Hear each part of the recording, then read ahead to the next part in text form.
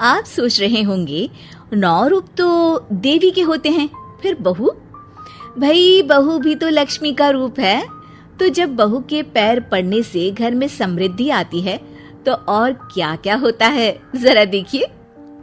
रामलाल और श्यामलाल 2 भाई थे। दोनों बड़े ही प्यार से साथ ही एक ही घर में रहते, लेकिन दोनों की बीवियों का रवैया एक दूसरे के लिए बिल्कुल ठीक नहीं था। एक दिन रामलाल की बीवी कहती है, अरे रमा, ये क्या कर दिया? सारा कचरा पूरे घर में फैला दिया।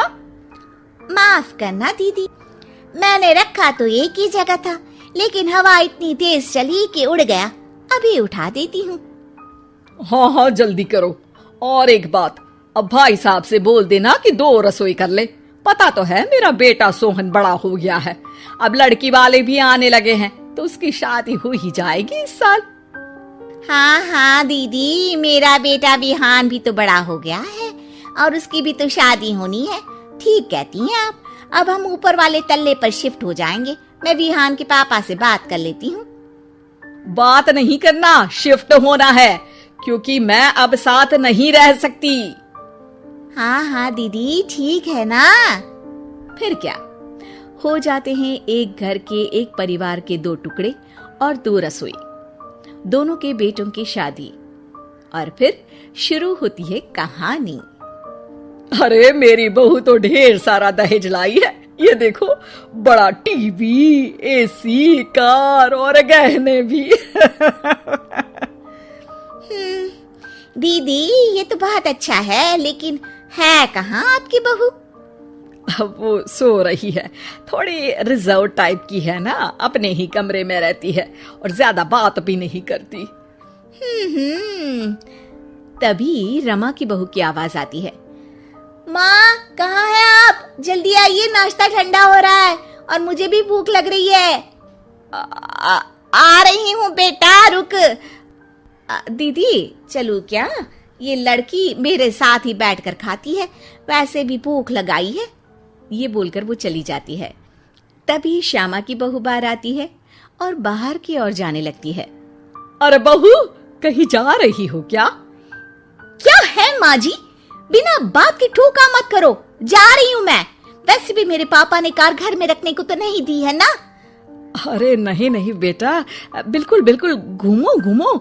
मैं तो कहती हूँ मुझे भी साथ लेकर जाया करो, साथ ही घुमा करेंगे। अरे नहीं नहीं, मैं आपके साथ बिल्कुल भी कंफर्टेबल नहीं हूँ। वैसे भी मैं शॉपिंग में जा रही हूँ, कहाँ आपको टांगती फिरूंगी।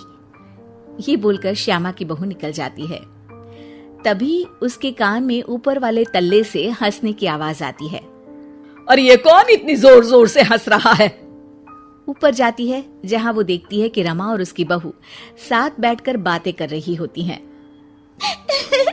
फिर तो मम्मी जी इतना मजा आया कि मैं क्या बताऊं। हाँ हाँ बहू, सुनने में ही हंसी नहीं रुक रही। तू तो वहां मौजूद थी। तभी दोनों की नजर श्यामा पर पड़ती है। अरे ताई जी आइए ना, आइए। वो उनके पैर छूती है और फिर चाय बनाकर लाती है। श्यामा अकड़कर कहती है, अरे नहीं नहीं, मैं चाय वाय नहीं पीती। बस हंसने की आवाज आ रही थी तो सोचा बता दूं कि टीवी की आवाज धीमी कर लो। अरे टीवी, वो देखो दीदी, धूल खा रहा है। वक्त ही नहीं मिलता देखने का। बहू के साथ वक्त कैसे बीत जाता है, इसकी बातें और किस्से कहानी किसी सीरियल से कम नहीं होते। श्यामा को खुशहाल रमा को देखकर जलन होती है। हाँ हाँ, मैं तो तंग आ जाती हूँ इतनी सारी बातें करके।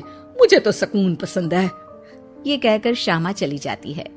अगले दिन रमा अपनी बहू के साथ घर से जा रही होती है कि तभी दरवाजे में श्यामा उन्हें टोकती है। अरे कहाँ जा रही हो दोनों? अरे देखिए ना दीदी, इसे शॉपिंग करने जाना था। मैंने कहा अकेली चली जा, तो कहने लगी मम्मी जी आप घर में अकेले बोर हो जाओगे ना, आप भी चलो हमारे साथ। अरे अब इस उम्र में तू कहाँ घूमेगी? अब देखते हैं दीदी, जहाँ ये लड़की घुमा दे। अब मेरी बहू भी कल गई थी कार चलाकर। हाँ।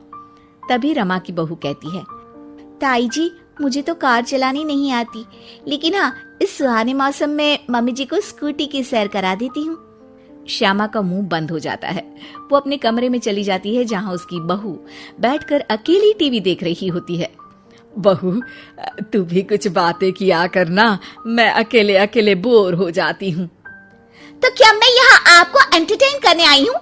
देखिए मम्मी जी, मैं तो सिर्फ ये कहना चाहती हूँ कि ये टीवी मेरे पापा ने दी थी, तो ये टीवी कल तक मेरे कमरे में लग जानी चाहिए, समझिए आप। ये बोलकर वो वहां से चली जाती है। श्यामा सोच लेती है कि वो अब ये सारी बातें अपने बेटे को बताएगी। शाम को उसका बेटा जब घर आता है, अरे देख बेटा, तेरी बीवी सारा दिन अपने कमरे में रहती है, न बात करती है न चित। मैं बूढ़ी सारा दिन भूत की तरह अकेली घूमती रहती हूँ घर में। अरे माँ, मैं क्या बोलूं? मैंने कई बार उसे बोला कि सबके साथ उठा बैठा करो, हंसा बोला करो और मिलकर रहो, लेकिन वो कहती है कि उसका मन ही नहीं करता। अरे क्यों मन नहीं करता है? ऐसा क्या हो गया? माँ, तुझे याद है उसके पिता ने कार देने से मना कर दिया था। कहा था कि उनके पास पैसे नहीं है, साथ ही तेरे सामने हाथ भी जोड़ा था, लेकिन कैसे तूने उसके पिता के साथ बुरा व्यवहार किया था। उन्हें कहा था कि पैसे नहीं है तो किसी भिखारी से शादी कर दो अपनी बेटी की।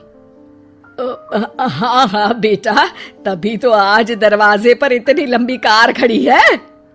बस माँ, तो अब तू उस कार से ही बात कर और उससे मन लगा, क्योंकि पिता के आंखों का आंसू आपकी बहू के दिल तक उतर चुका है और आपकी इज्जत उसकी नजर में।